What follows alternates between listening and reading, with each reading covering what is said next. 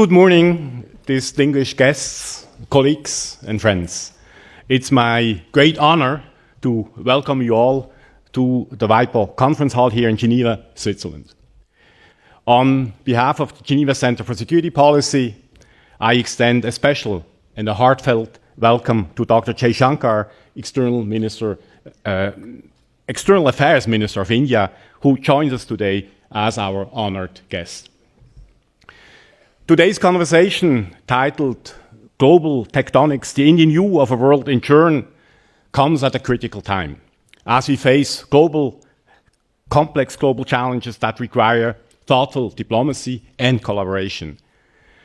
As a leading institution in international security, committed to promoting peace and stability through comprehensive training, research, and, importantly, dialogue facilitation, the Geneva Centre for Security Policy is very honored to host this event. Minister Jaishankar brings with him a wealth of experience in foreign policy and international relations, having skillfully navigated India's complex relationship with countries like the United States and China, while managing challenges such as India's global positioning in multilateral institutions. His insights will undoubtedly deepen our understanding of global diplomacy, regional security, and the evolving dynamics of world power. We are also fortunate to have with us Ambassador Jean-David Levitte, a renowned thought leader in his own right, moderating today's discussion. As president of the Geneva Centre for Securities Policy's Foundation Council, former French ambassador to the United States and the United Nations, and a former diplomatic advisor to the French president, he has vast experience in international affairs. We look forward to an engaging conversation that promises to offer new perspectives and insights. Last year, I had the privilege of attending the Raisina Dialogue, India's premier conference on geopolitics and geoeconomics, co-hosted by the Ministry of External Affairs. Leaders from politics, business, and civil society gathered in New Delhi to address global challenges. The event also followed the G20 foreign ministers meeting. The conference provided valuable insights into converging and diverging views among global participants on burning issues and geographies of our time. Engaging with Indian officials and thought leaders deepened my understanding of India's global outlook and strategic vision, which I should say often aligns with Switzerland's non-bloc approach. Today, I'm excited to welcome you, Minister Jaishankar, as a distinguished politician, as a diplomat, as a public intellectual, to discuss India's foreign policy and global role in this uncertain world. Once again, I want to express our sincere gratitude to Minister Jaishankar for being with us today. We eagerly anticipate what is sure to be a fascinating discussion.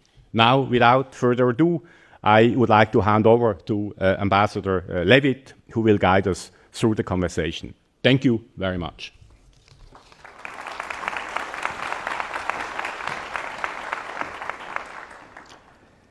Thank you for these words of introduction, and thank you, Minister, for your presence today in Geneva, a city which has hosted many negotiations about peaceful settlements of international crises, and at WIPO, a key international organization. And thank you for this dialogue with the GCSP. The title, as Thomas said, that you have chosen for this dialogue is Global Tectonics, the Indian View of a World in Churn. Well, I think that we all agree that we are at a time of deconstruction of the world order. And as a European, I would say that three developments are at the core of this deconstruction. Number one, the return of war in Europe for the first time since the Second World War, with the Russian aggression against Ukraine. Number two, the new Cold War, this time between the US and China. And number 3, the return of a non-aligned movement, called today the Global South, which practices multi-alignment more than non-alignment.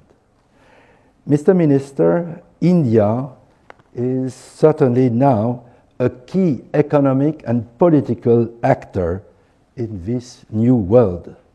How would you describe its transformation? And in this new context, what is, in your view, the role of India? And again, it's a great honor to be with you this morning and a great pleasure to welcome you. Thank you, Ambassador, and thank all of you for turning up this morning. In a way, perhaps this is a good subject to discuss in Geneva, because if we talk about the future of the global order, we talk about the changes, the challenges, the prospects, this is a city where perhaps which has done more than any other to really try to construct, sometimes not entirely successfully, what is a world order, however imperfect that might be. And the fact that it hosts so many UN organizations itself is a testimony to those efforts, and I think it's absolutely the right place to have that conversation. Ambassador, you mentioned 3 things. You spoke about the return of war in Europe. You spoke about a competition, a great power competition. And you called non-alignment. We call, I mean, there is a non-aligned moment, there's still a non-aligned group, but I think the Global South is a little bit different. I'd be happy to speak to you about it. But I think you're describing the symptoms. Those are not the causes. What are the causes? I mean, first of all, when the UN, which you can take as the current architecture to the extent there is one, when the UN was founded, it had about 50 members. Okay, today you have 193. Now, if the shareholders of any enterprise have gone up 4 times, how can that remain static? How can it remain in the same position? Now, it's not just that the number of UN members or independent countries have grown. Their relative weight has also grown. That if you look at what were the top 20 economies, let us say in 1945, and then track it every 10 years, you would see a big change. And I think the sharpest change that we have seen in our lifetime is that of China. And the next one, which is coming, is India, because barely 10 years ago, India was the 10th largest economy. Today it is 5th, and probably by the end of the decade, probably be 3rd. So if the weight, if the numbers have grown, if the relative weight has changed, with that the balances have changed. And then in certain cases, relatively, there's I would say, a contraction as well. I mean, the United States, to name the most obvious example, does not have the dominance which it did in the 40s, 50s, and 60s. It doesn't have, in many ways, the relative capabilities, and most of all, it doesn't have the appetite. So what you have is a world where those who did more are doing less. In many cases, those who have risen faster are not necessarily plugging in the gaps which have been created. The number of variables itself has increased. Many situations, tensions have become more regional, and often the world order says, let the kind of people involved handle it by themselves. And sometimes in this tussle, big forces have been set into motion. So if you look at the return of war to Europe, it didn't happen overnight in February of 2022. I mean, there were a whole set of events which eventually led to it. If you look today at the competition, especially between the US and China, it is in many ways a competition for global primacy. So, and when you look at the reaction of many other countries, especially developing countries, the reason the global south has come together right now, and it was not coincidental, it happened during our presidency of the G20, was a feeling that their interests and their concerns were being neglected when bigger players or different players were busy with their own fights. And therefore, how do I get, how do I get heard? And when 120 countries come together, you get heard.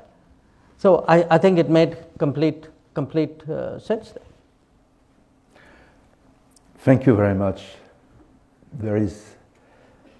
It's very clear, but one more question about the Global South.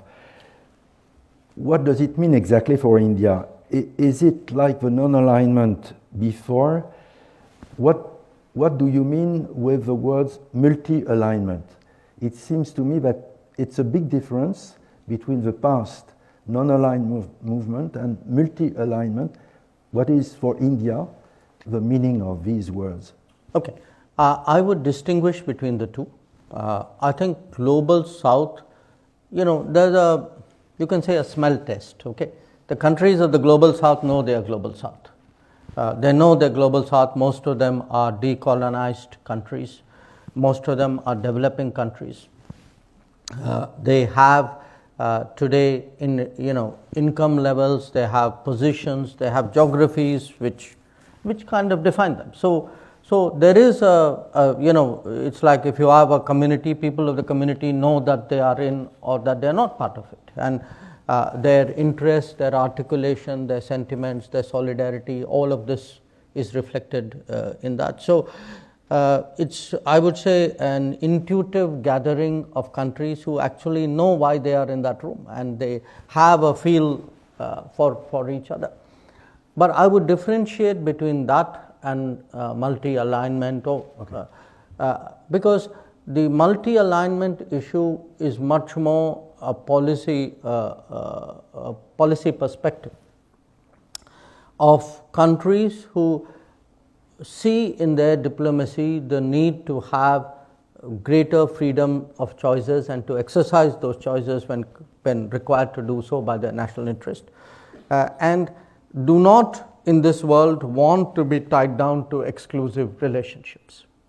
So they, in their view, and we are a prime example of it, your range of interests has become so broad that on different issues you would have, and sometimes different theaters or regions, you would have different partners, but you don't want any one issue or any set of partners to really exclude others. Yeah.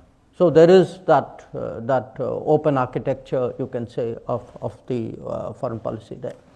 And it's the countries who are more active, countries who in a way have to bridge these divides more often, who would tend to use this term. I don't think every country, for example, of the Global South would necessarily go with that.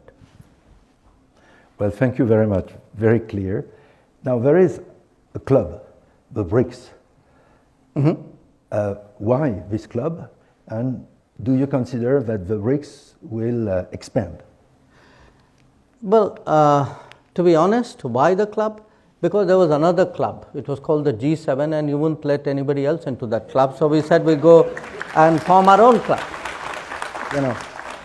So we decided, okay, we are also, good citizens of good standing who have a place in the global society, and therefore this is how typically clubs multiply. So it started, and as it started, like many clubs, it gained a life of its own over a period of time. Others saw value in it as well. So in a sense, I would say, it's actually a very interesting group, because if you look at it, typically any club or any group has either a geographical contiguity or some common historical experience, or a very strong economic connect.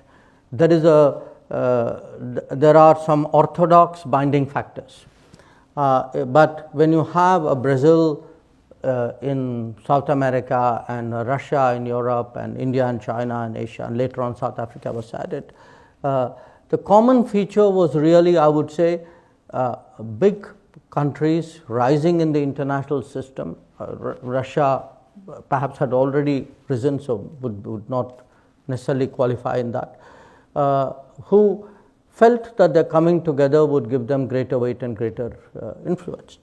Now, what has happened between when the BRICS started, approximately 2 decades ago, to where we are now, is we see, particularly in the last few years, a lot of interest in countries joining the grouping. We expanded the BRICS. We took the decision to expand the BRICS last year in Johannesburg, and we extended invitations to more countries, which virtually doubled the number. We will be meeting soon in Kazan next month. And we know, I mean, as I travel around the world, I frankly see more and more enthusiasm, more interest really in countries wanting to be associated in some form or the other. BRICS, of course, has itself evolved. I mean, in all of this, we've also created a bank, the New Development Bank. I think in on different issues, we have collective positions, but there are many issues on which our interests also diverge. I mean, India and Russia and China and Brazil, South Africa would not, necessarily agree on all issues, and in certain cases, maybe our positions can be quite divergent. Yes, thank you very much. No, I noted what you said about the G7. I fully agree with you. But since then, the G20 has been created during the financial crisis, and it was a good answer to a difficult moment. And that's why, considered maybe from the north, we don't see why the BRICS was necessary, given the fact that the G20 exists. But I heard your answer. Yeah, but I must tell you, I'm still struck by how insecure the North is when you speak about the BRICS. Somehow, something seems to get under people's skin. Yeah. And here's an observation: G7, if there is a G20, did the G7 disband? Has it stopped meeting? No, it still continues. So if the G20 exists, the G20 is there, but the G7 still exists. Then why can't the G20 be there and the BRICS also exist? So we're all constituents. I mean, yeah, excellent answer as always. Thank you very much. Of course, one key question is about the relationship between India and China. We have seen difficult moments in the Himalaya on the border. We see a kind of competition in the Indian Ocean. How would you describe the relationship between China and India? I'll need a lot of adjectives. I mean, it's definitely a very complex relationship, because if you look at it, these are two civilizational states. They have a long history. They are also states who, at various points of time in history, were very big in the global economy, in the global society. They had bad periods in their history. Both of them are reviving, are rejuvenating in a way. And also, as civilizational societies, they are, their borders, their identity, their interests, these are getting, more sharply defined, which happens in a more modern age. And they are the only two countries which have a population of more than 1 billion. And what happens normally when any country rises is it has ripple impact on the neighborhood. Now, these two countries also have the singular honor of being each other's neighbors. So, each one's rise has a ripple impact. They have a common neighborhood as well, and they are neighbors to each other. So, if you look at all these factors, and they have different political systems, they have different economic systems. So, if you take the totality of this, you can understand why I selected a safe but expressive word like complex. We had, we've not had an easy relationship in the past. It began reasonably well in the late 40s. There were frictions in the 50s. There was a war in 1962. Then there was a period really from the late 50s till for about 15 years we didn't have an ambassador. We sent back an ambassador in 76. But it was only in the late 80s that really the relationship, you can say, normalized. Now, the basis for the normalization was that because we have a disputed border, the entirety of the border, which is almost 3,500 kilometers, is disputed and is being negotiated. So, the basis obviously for a good relationship, or I would say even a normal relationship, was that there would be peace and tranquility in the border. So, after things began to take a better turn in 88, we had a series of agreements which stabilized the border. Then trade began, more contacts, politicians, generals, tourists, all what normally neighbors do. Now, what happened in 2020 was that in violation of multiple agreements, for some reason which is still not entirely clear to us, we can speculate on it, the Chinese actually moved a very large number of troops to the line of actual control at the border. And naturally, in response, we moved our troops up. It was very difficult for us because we were in the middle of a COVID lockdown at that time. They had come out of COVID, that first round of COVID. Now, we could see straight away that this was a very dangerous development because the presence of large number of troops in those extreme heights and extreme cold in near proximity could lead to a mishap. And that's exactly what happened in June of 2020. So the issue for us is, why they have disturbed that peace and tranquility, why they moved those troops, and how do you now deal with this very close-up situation? So we've been negotiating now for close to 4 years.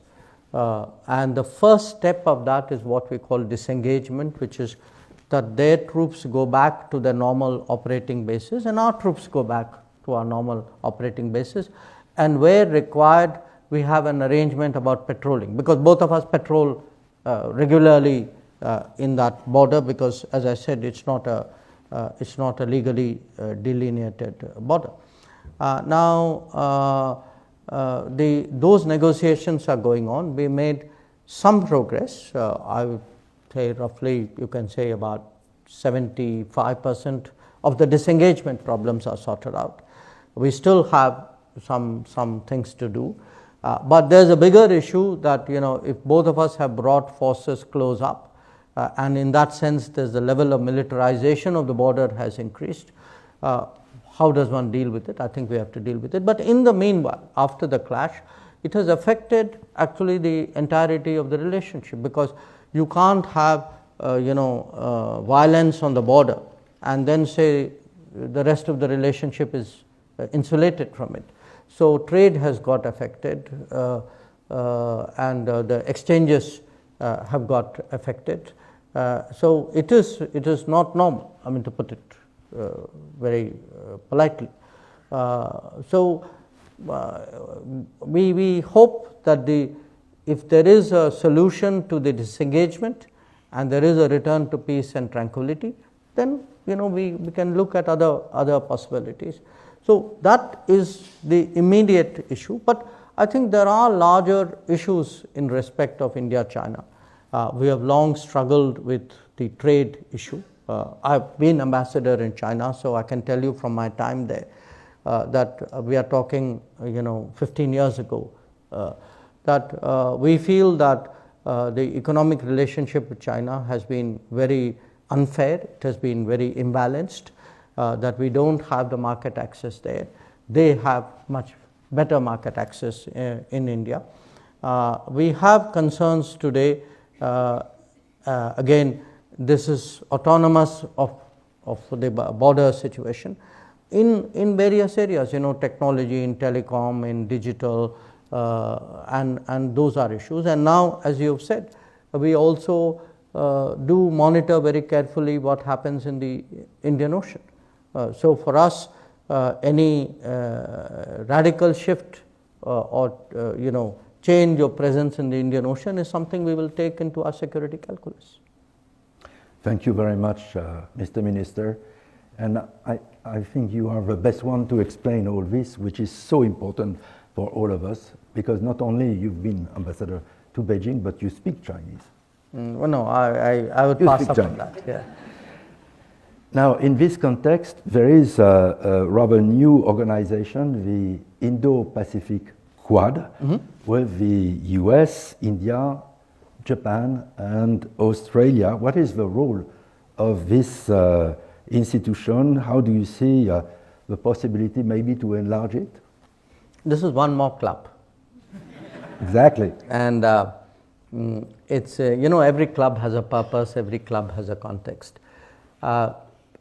It's restarted because it was first attempted in 2007, didn't work out for some reasons. Then in 2017, after a 10-year gap, it was restarted.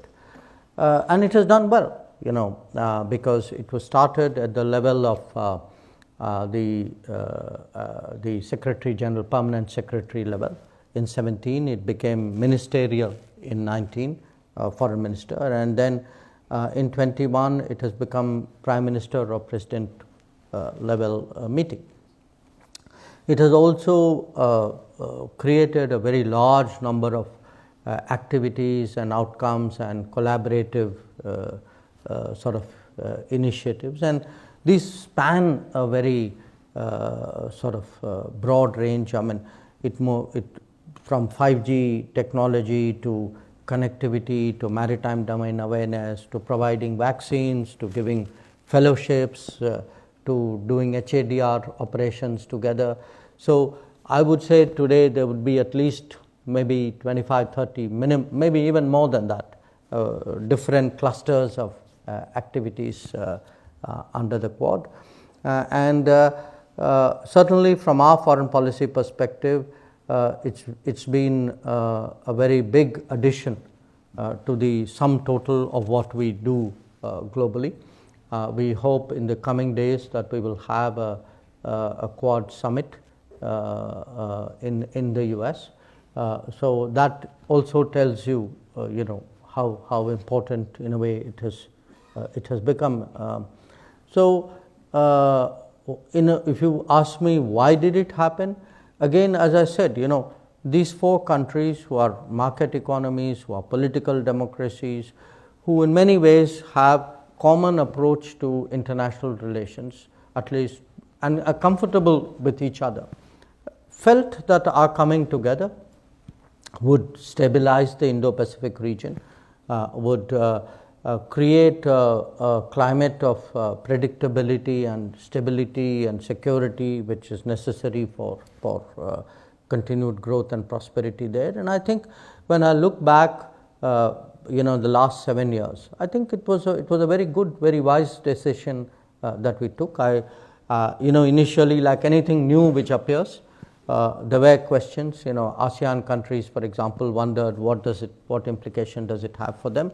But I would say with the passage of time, there is a increasing reassurance in much of the Indo-Pacific that actually this is a net asset to the region, and we certainly intend, and I sense the same with other Quad partners, we certainly intend to intensify it in the times to come.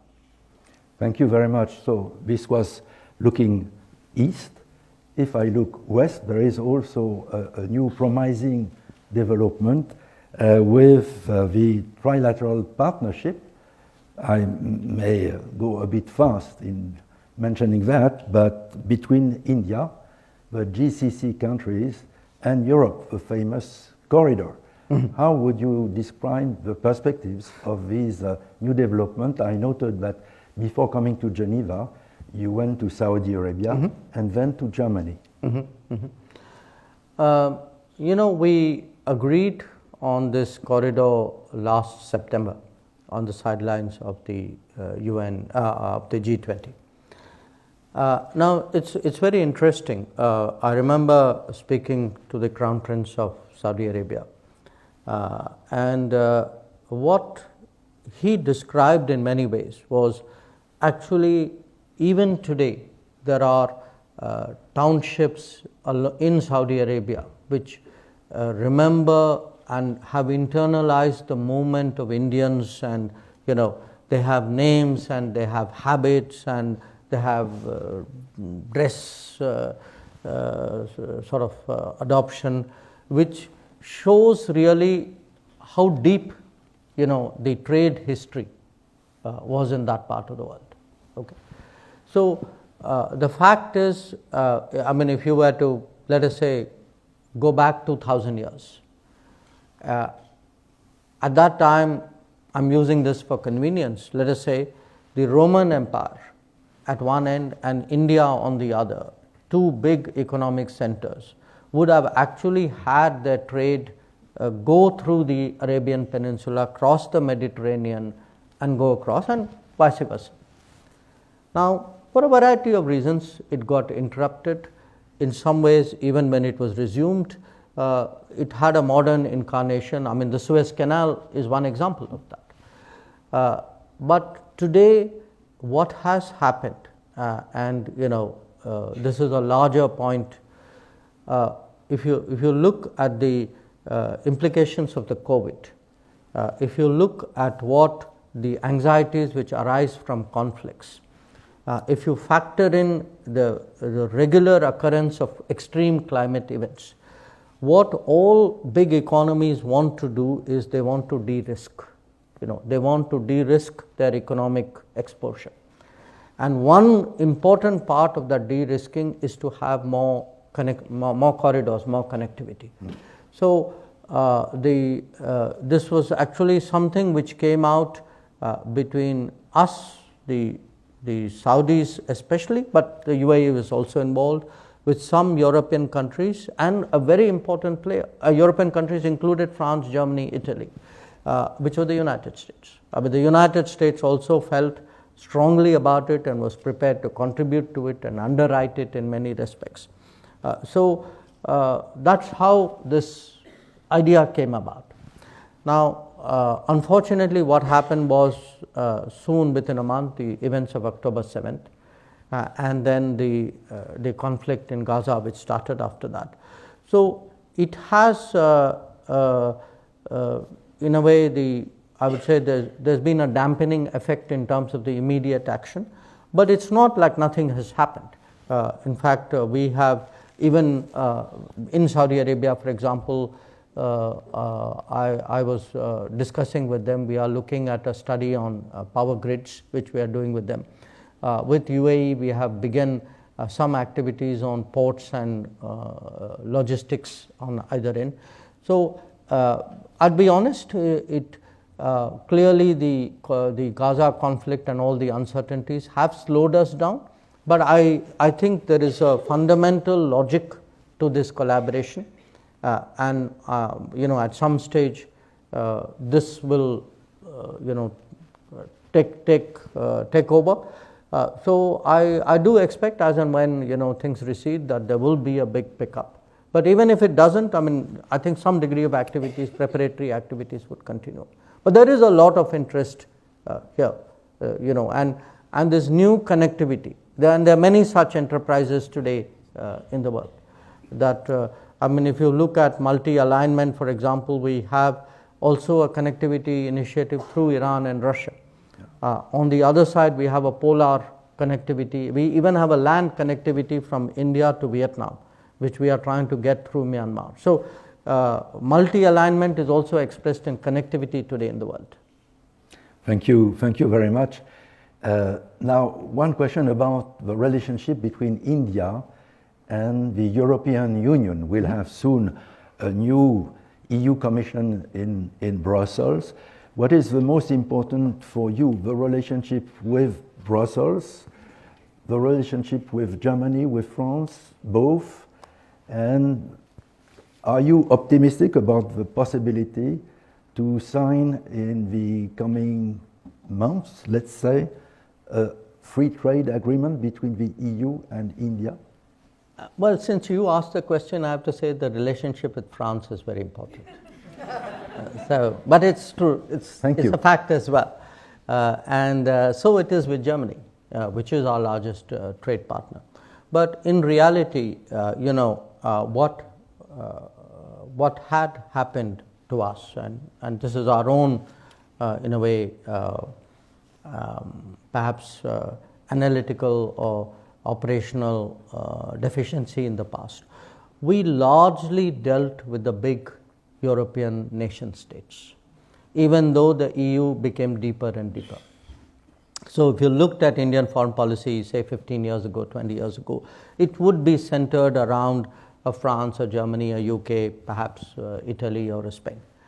Now, that underwent a change over the last decade. So, those relationships, bilateral relationships continue. But we have invested an enormous amount of time and effort with the Commission. I mean, I suspect, in my own tenure, probably I've dealt more with the Commission than all my predecessors put together. And that's not because of me, it is because once there is a realization of the importance of the Commission. We've also created mechanisms. We are one of the two countries with whom the EU has a Trade and Technology Council, the other one is the United States.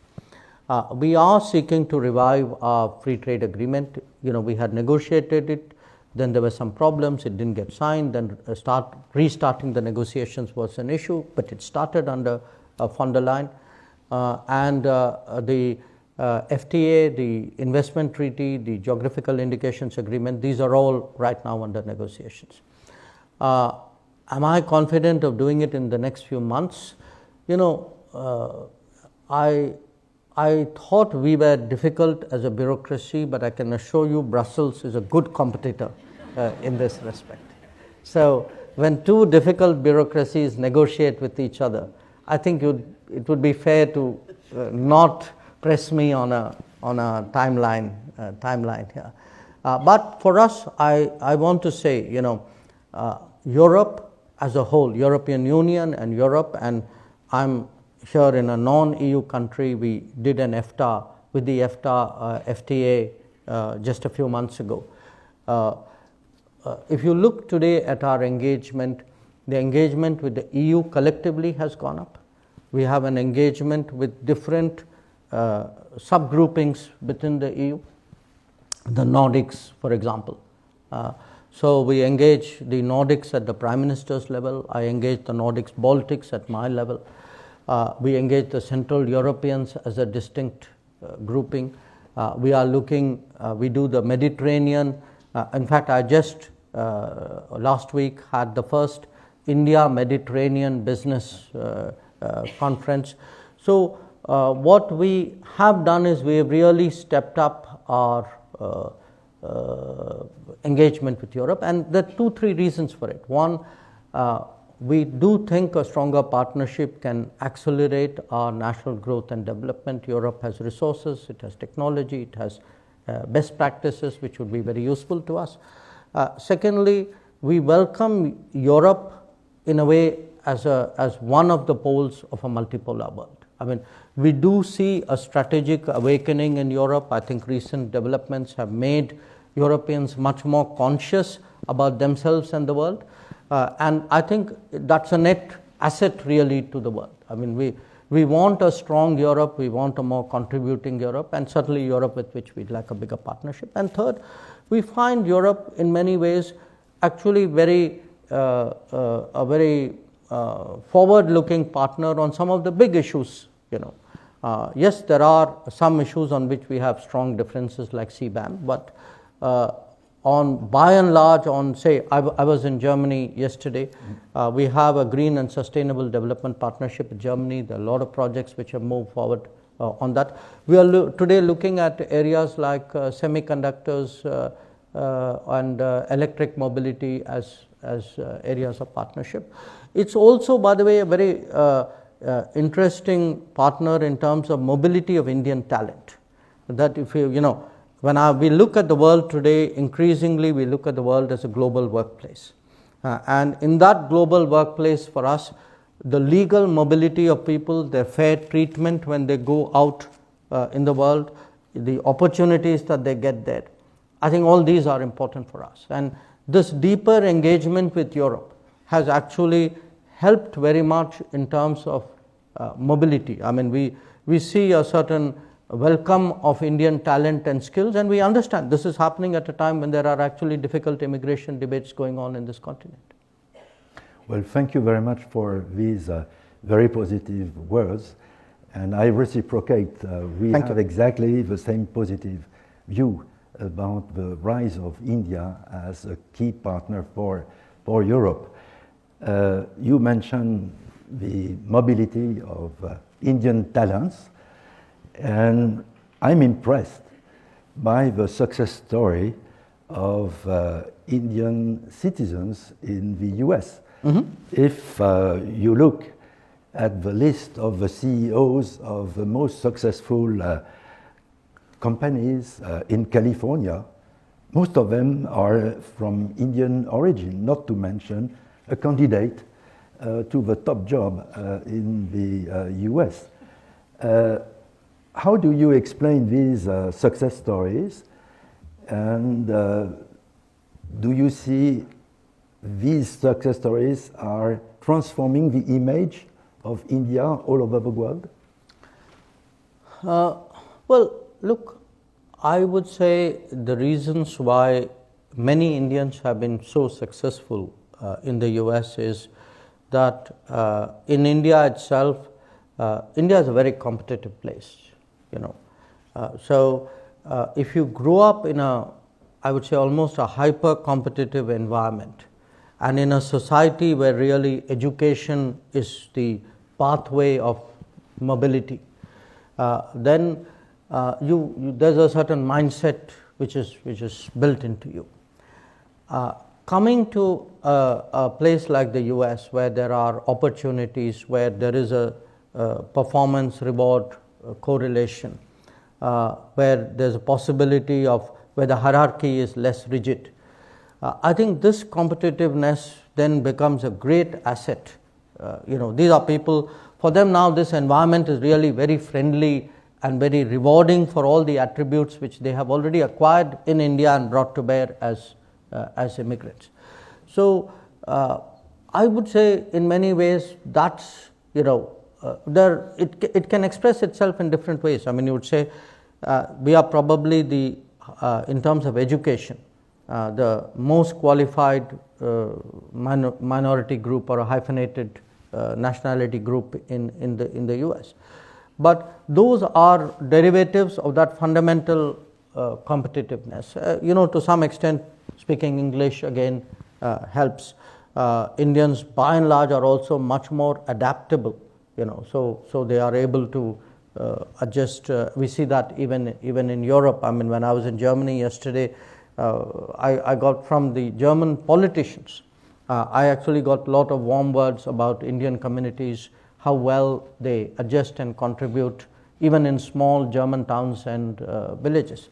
So I would say that's the fundamental reason, but also bear in mind that this happened, the takeoff point was really the .com revolution, the H-1B visa, the fact that a lot of skilled Indians or technically smart Indians went there. Then they created a pathway, it opened up things, more of them came in. So yes, Silicon Valley, but I would say today if you look at even education, you look at businesses, you look at finance today, I mean every private equity, is full of Indians out there. And there are perhaps some cultural attributes as well. Fascinating. We discussed the different elements of this changing world order, but of course we have not yet discussed Geneva, New York. Okay. At the end of September, there will be a summit about the future in New York. And of course it is of major importance for the global issues which cannot be solved by different elements which need that we work together, climate change and so on and so forth. Are you optimistic about this summit at the end of September in New York? Look, I think a concern for us, which we would like to take into that summit, is that as a result of the COVID, as a result of global economic developments, conflicts, all the stresses on the international system, actually the world has fallen behind very significantly in its pursuit of SDGs. It's a very big concern. I travel a fair amount to Africa, and I can, every place I go to, I hear that story of shrinking budgets, of inability to, even keep up the pace which they were doing before the COVID. So we do think that there are some very crucial issues that the Summit of the Future needs to look at. Now, it's not like there are no solutions. I mean, there are solutions. I mean, one which we can offer from our own experience, for example, is the deployment of a digital public infrastructure and what an impact it makes in terms of the quality of governance, in terms of the efficiency of public services, in terms of actually attacking poverty. That today, if in India, we are able, week after week, month after month, to actually target about 830 million people and say, these are the 830 million people who are deserving of food support, or those are the 630 million people who should get free health access. We can only do it because we have a digital backbone that we have painstakingly created. But once you have done something like this, I mean, it's amazing how you can, purpose it for different events. So if you look at it, today our elections are fairer, our public services are better, our corruption is less, the ease of living for people is very different, and all of it is because of this digital. So we think, digital SDG issues, global governance issues, resources issues, solutions like, and I'm giving you this as an example, in different areas. So there is a lot there for the world to look at. I'm not in any way diminishing the seriousness of some of the other challenges that we face. Yes, there are very major conflicts going on. I mean, it's a long time in the world where we've had two big conflicts, both of such a large ripple implication happening simultaneously. Yes, it is crucial, but these should not make us forget what are the really bread and butter, life and death issues for a whole lot of countries, and that's really where we want to see that focus. Yeah, thank you very much. And of course, when I speak about New York and the UN, there is also the Security Council. As you know, Mr. Minister, the UK and France are very much in favor of the enlargement of the Security Council, including for the permanent members. We think that India should be a permanent member. We think that Brazil, Germany, Japan should be permanent members, and certainly 2 African countries, up to them to decide which ones, which is a sensitive issue. Do you think that we will succeed in changing the rules in New York, enlarging the Security Council in both categories? Well, look, Ambassador, you had far more direct experience of this than I've had. And you know, the reality is there is overall, I think, widespread and deep sentiment for change. Okay. Now, the countries who are opposed to the change, who have a vested interest in the status quo, have actually been very smart about it. So, what they do is to diffuse that desire for change. They try to say, let us settle the details before we agree on whether there should be change or not. I mean, that's really putting the cart before the horse. So, what happens is you drag it down, and then, you know, if you look at some of these negotiations, you know, the intergovernmental negotiations, for a long time it doesn't have a text. Now, can you show me one negotiation in global history where you actually had a negotiation without a text? You know, I mean, that itself tells you something. So, what we have seen is this kind of foot dragging, you know, diversion, you know, it's like we haven't agreed on it, we can't talk about it because we haven't agreed on it. Now, it should be the other way around. Unless you talk about it, unless you put proposals on the table, unless you debate it, it's supposed to be a democratic body. People should vote on it. You know.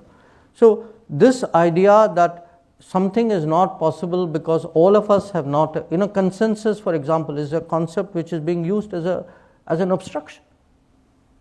So, I think that there is a sense, I mean, there is a certain impatience I can see building, and you know, it's very difficult to predict which way it would go, but you know, there are many other changes which are also happening. I mean, for example, even the idea now that every time you cast a veto, you have to go to the General Assembly and explain it. It's going to have a long-term consequence. So, change is going to come. You know, people blocking it, you are really like fighting the waves, but they are doing it. I mean, we also need to recognize that and try to find ways of overcoming it. No, I totally agree with you, and we need the UN in great shape to address the major issues of today and tomorrow. Now it's time to turn to the questions coming from the audience. I have them under my eyes. The first one, and it is said there are many questions on Ukraine. And the first two are, in the context of the recent visit of Prime Minister Modi to Russia and Ukraine, and his willingness to work towards a peaceful solution, could you share anything about these efforts? And the second one, how does India see the China-Brazil common understandings on the war in Ukraine? I'll put it together. First, let me explain what our thinking is on Ukraine.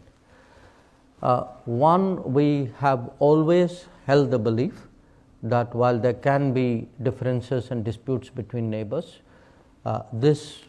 in this era, it should not be settled through war and through violence. Okay. And we have said this publicly. Number two, unfortunately that has happened, but we do not believe that a solution is going to come from the battlefield. Now, once you accept that there will not be a solution from the battlefield, which means neither side is able to decisively impose a verdict on the other, then logically there has to be a negotiation.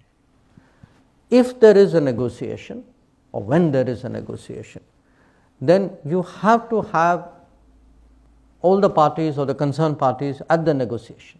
You know, a negotiation cannot be one party and all its supporters coming together and the other party not in the room, then it's not a negotiation. So, we feel today that a time has arrived when there should be a realization that the continuation of this conflict is hurting both countries, it is hurting the region, it is hurting the world, and the sooner it ends, the better off we all are. But it is not our place to, you know, to suggest terms and tell them what they should. It's their country at the end of it all. That is for them to decide. So, what happened was in July, Prime Minister Modi went to Russia. It was his first visit to Russia after the war started in Ukraine. He had long meetings, a very, very detailed discussion with President Putin. Many things were said, understood. And before that, a few weeks before that, he had actually met President Zelensky in Italy, in Puglia, at the G7. So he went, so after the meeting in Moscow, there was also a discussion, and the Russian side was open to sharing some of this discussion and some ideas in it with the Ukrainian side. We had already told President Zelensky in June that we were contemplating coming to Kiev, so it made sense then in the month of August to go to Kiev, which is what we did. So we sat down with President Zelensky and his core team, and then we had again a discussion there. Now, in a sense, some of what we discussed here we shared there, and the other way around. Since then, our National Security Advisor has gone back to Moscow to loop Russia back in on whatever was discussed in Ukraine.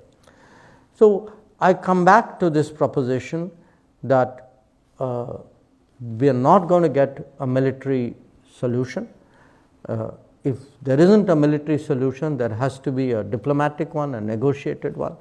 If there is a negotiated one, the parties have to decide when, where, how, what process, what terms. It is for the parties to decide. We can have a view on it, but it's their call eventually. But in this process, if there is anything that we can do, we can, say, I heard this here, what do you think about it there? Or, there are things which they said to us, but they don't want to tell you this officially, but they would like to know what is your thinking. I think those are possibilities. And my sense after talking to some European colleagues, including when I was in Germany, talking to, because some of the Gulf countries have also been active, Saudi Arabia and UAE in particular, and I was there as well. Even among many of the other, many of our friends and partners in Asia, there is an interest. The world would like a few countries who have the ability to talk in both places, who are not seen as in one country as being in the other party's camp. I think these countries have a possibility today. If it works, it works. If it doesn't, we will not have done any harm. But I think at this time, some interest, some kind of movement, I suspect, is in our collective interest. Thank you very much. Now, next question from the audience. India has been a leader in driving the notion of soft diplomacy as compared to other forms of diplomacy. What are the benefits of this approach, and how does it give India a competitive edge? You do soft diplomacy for two reasons. One, actually to do good. You are trying to spread things. I would give you yoga as an example, or music. Now, you don't do music because you want a competitive edge. You want everybody to be happy. Okay. You do yoga, you want everybody to be healthy. You advocate millets because you want everybody to be better fed and more nutritious. So I think there's a genuine global good side to the soft power of all countries. Certainly today we think that there is a lot in our culture and heritage and traditions which, if we explain it, communicate it and practice it well before the world, we think it will make a big difference. And it may look very small when it starts. I remember the time when Prime Minister Modi, shared with us, this was in 2014, on his first visit to the UN, saying, can we actually get the UN to pass a resolution on yoga? And I must confess in all honesty that the diplomats were more skeptical than he was. But when I now look at it, 10 years later, and I see really what a huge impact it's had across the world. When we do the International Day of Yoga, we actually have from the international date line, one end we beam programs. There's not a single country in the world where there isn't a yoga event. So, or if I were to give you what we did last year, which was millets, because millets was the older grain for many societies. It's a more nutritious grain. Most important, it consumes less water. It grows in arid areas. It has a smaller carbon footprint. So when we started propagating millets, I was actually surprised how much traction, for example, we got in Africa, because most Africans also eat millets. Now it's just that the millet culture, because the wheat and rice were so overpowering, that they drove, the millets was like the poor guy's subsistence. You made it, you ate it, you threw it away. Nobody made it, took it to the markets, made other products out of it, played it up and said, this is great food. So once we started going around the world and saying millets is superfood, look at it. I can tell you there were a lot of others who felt the same, but they needed somebody to start this up. So there's one part of that. But the other part of it is, yes, in all of this you build an image. There's a perception of a country or a society or a people. I mean, you had, for example, a perception, Indians, hardworking people, successful, Silicon Valley, look at it. In a way, that's soft power at work. These people, by going there, doing well themselves, have created a collective image of the, hardworking, sort of thrifty, family-centric, contributive, socially conscious Indian. Yeah. So it helps us. Yeah. Thank you very much. Next question from the audience. Which are the hotspots of geopolitics that causes India the most concern nowadays? I think that's pretty obvious, the same as everybody else. But, for somewhat different reasons.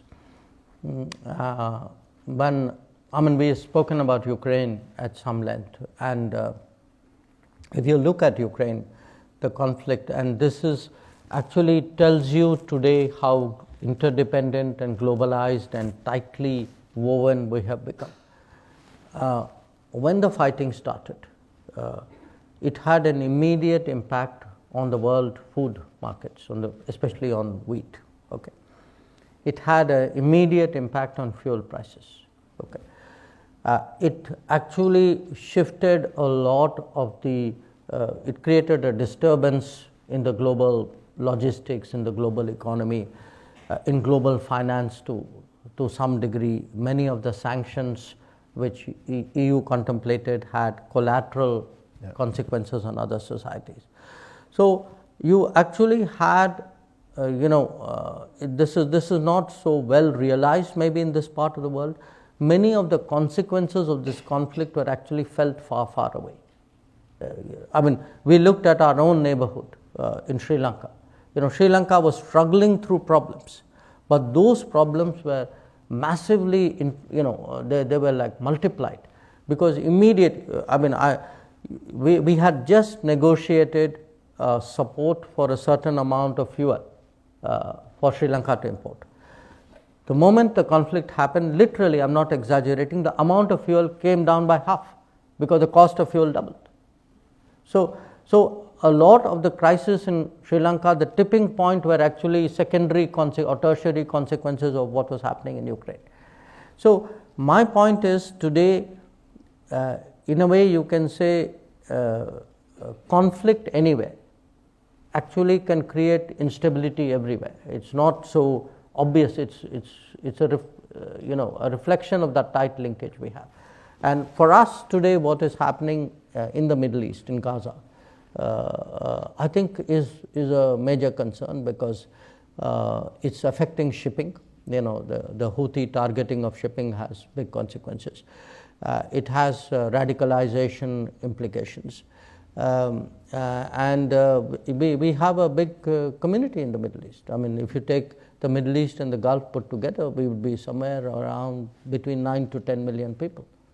So, you know, and then of course there's energy, there's a lot of other economic consequences. So my point is, every global hotspot today, I mean, here is the paradox, okay? At one level, because of all those changes I described at the start, there's less global appetite to go and do somebody else's problem. But the fact is that somebody else's problem can come back into your home much faster than you think. And this, I think, is one of the paradoxes we confront, which is the real world, the real economy is more globalized.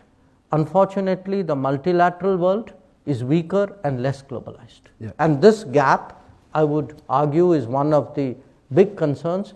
And this is one of the reasons why we need a more effective multilateral system and a more reformed UN. Yeah, we totally agree on that. And I think all the audience is in agreement with you on that. Maybe last question, if you agree.